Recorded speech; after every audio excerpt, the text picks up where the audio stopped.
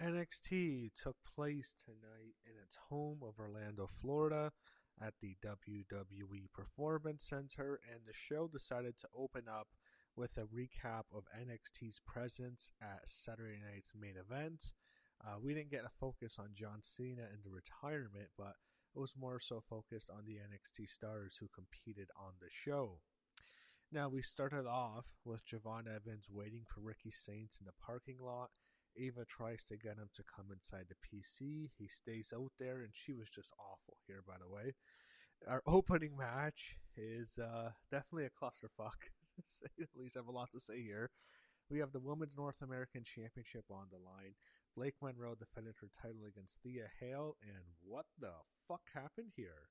So, the biggest botch of the year, easily, one of the biggest botches of all time. It might be the worst botch ever, because I'm not sure there's ever been there's certainly been times where the wrong wrestler has won a match, sometimes due to injury, sometimes due to count out, or pinfall. Sometimes someone doesn't get a kick out and the ref just counts a 3. I don't think there's ever been a situation where a title has changed because of it. I don't think that's ever happened. So it might be the worst botch ever in terms of consequences. So Blake Monroe, I don't know what happened. I think she just got the wind knocked out of her, or Thea was just too strong in her pinfall attempt. The actual match really wasn't much. I'm not sure whose fault it was. I think it was Thea. I think she was just pinning Blake, and she was holding her shoulder down, and she just couldn't get out of it. And the referee counted to 3, and Blake got her shoulder off just like the split second afterwards. So Thea hits a reverse backward splash onto Blake, and then she pins her backwards, and the ref is just counted to 3, and Thea won, and obviously she was never supposed to win. Blake Monroe was totally confused after the match. She was obviously trying to kick out.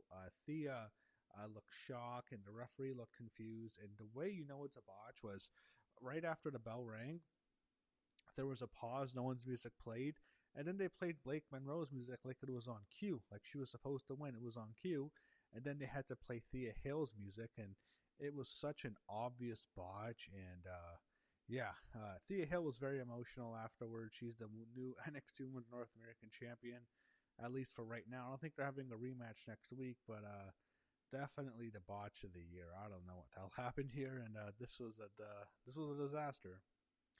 So backstage, Cullen cut a promo on Tatum Paxley. They were by 3 stools, and I think she left a doll for one of them. We had Ethan Page heading to the ring, and then they replayed the botch. And on their social media, there was footage of Thea Hale, who's just very emotional after winning the title. That's a nice moment, but I wish it came under better circumstances where she was actually set to win the match rather than it happening by just a botch. Ethan Page was out next. He takes a dig at John Cena. Then he calls out Tony D'Angelo. Instead, Stax comes out with Ariana Grace. Then Moose comes out. I don't know why. He teases going after Stax, but instead he goes after Ethan, and he reveals that the GMs have already signed off on a match for the title, and it's going to take place on December 30th. So you have Ethan Page defending the NXT North American Championship against Moose. Leon Slater talks to Javon Evans in the parking lot. He's trying to get him to come inside to be his tag. He wants him in his corner or something for the main event tonight. Turns out he really didn't need him. He had Hank and Tank taking on OTM. Match was fun.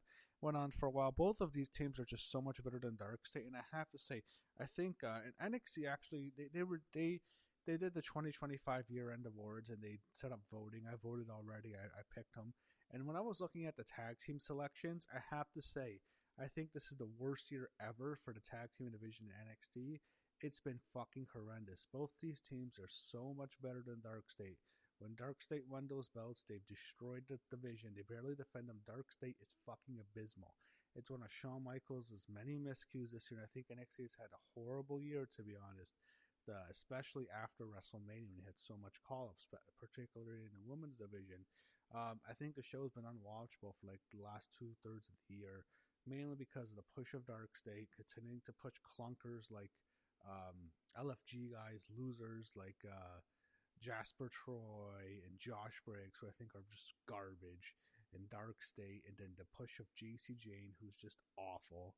An awful women's champion, the worst NXT women's champion of all time by a significant mile. And then there's also the push to Trick Williams. That's not going on anymore, but NXT, I think, has just been a terrible year because of the people Shawn Michaels has decided to push this year. So the tag division has been terrible. I just thought both these teams are better than Dark State. Hank and Tank won the match, and I'm glad they did. Hopefully they get a renewed push. They're a good team. Ricky Saints was escorted out of his SUV and to go into the PC because Javon was after him.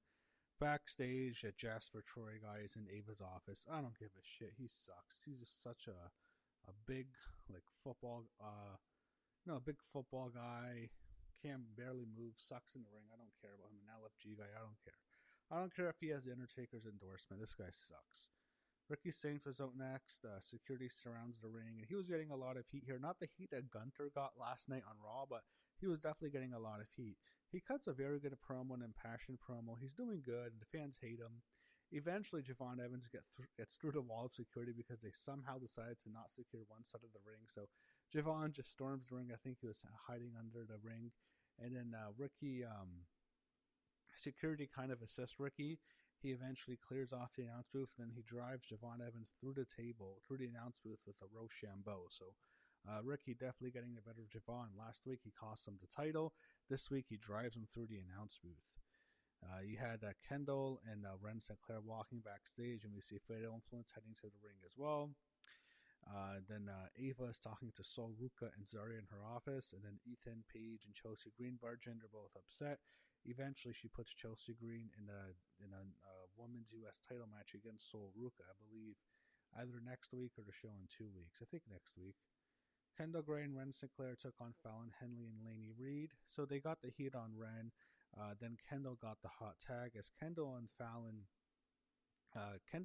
Henley in an armbar. Then JC Jane interferes and allows Fallon to get out. And then Ren Sinclair gets on the top rope and she does a crossbody onto the outside, taking out both Lainey Reed and JC Jane. And then eventually Kendall Gray gets Fallon Henley back in the armbar and submits her with it. So Kendall Gray gets the win for her team, heading into her match with JC Jane in a few weeks at New Year's Evil. Backstage, Kelly Kincaid interviews Thea Hale. She's very emotional after winning the belt. You can see it in her eyes. She's obviously been crying. Jordan Grace appears, and then Blake Monroe, who's also been crying, says she never lost and wants a rematch. And Blake, I think Jordan tells her to go away to let Thea have her moment. In the locker room, Izzy is there, and then Lola Vice kind of confronts her. I don't know exactly what the conversation was about after the way, I guess it's how she's treated Tatum Paxley. Then Kalani Jordan arrives, and she is moving back into the locker room. She's allowed back in after she was kicked out after betraying NXT for TNA. So Kalani is back in the locker room. Backstage, Shiloh talks to Skylar Ray, and Ariana Grace and Stax walk in. They have an awkward conversation leading to a match, and we see Dark State walking past them heading to the ring. They preview next week's show, and then they have the entrances for the main event beginning.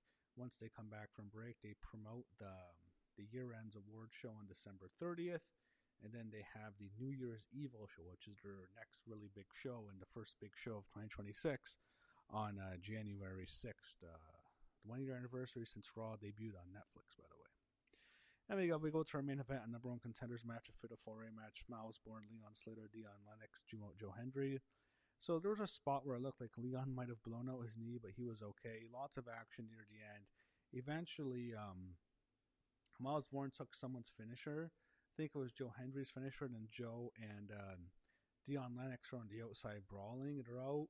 And then eventually Leon Slater hits a 450 splash on Miles Bourne and pins him. So Miles Bourne, in addition to being pinned in the Iron Survivor match last week, or well, 10 days, I don't know what, 10 days ago actually, he was pinned by Javon Evans in the Iron Survivor match at Deadline. Now again, he's pinned on this show in the Fatal 4-Way number one contenders match by Leon Slater. I thought he would win. I predicted he would win, but Leon Slater gets the win. So a TNA guy is going to challenge for the NXT Championship. Obas Femi's music hits, and that's how the show ended. Right when I saw Leon Slater win, I thought, okay, they can have a good match, but he's obviously going to lose. I hope they go with Kendall as the main event so they can crown her as a new champion, because Oba Femi ain't losing to fucking to Leon Slater, a TNA guy. But that's how they set up New Year's Evil. Overall, I enjoyed most of NXT tonight. I usually don't like NXT. It's one of my least favorite shows of the year. It's usually between them and SmackDown as the weaker show, but I actually enjoyed the show overall tonight. And we'll see what happens. Next week's going to be the Christmas show, 2 days before Christmas. It's obviously going to be taped. That's a nothing show. Then you have the year-end award show, which we're kind of promoting in a way, on December 30th. And then you have, of course, New Year's Eve, which is going to be a big show for them to start off the new year. So that's NXT, and we are heading to the end of the year, and we'll see who wins the year-end awards. I voted already, and so should you. If you voted, you know what? If you don't mind, go in the comments and tell me who you voted for. I'd like to hear it. I made my selections, and I'll talk about it in a couple weeks once the results come in. So we'll see who won these awards. And again, if you voted, please let me know in the comments. Thank you, and we'll talk about NXT next week.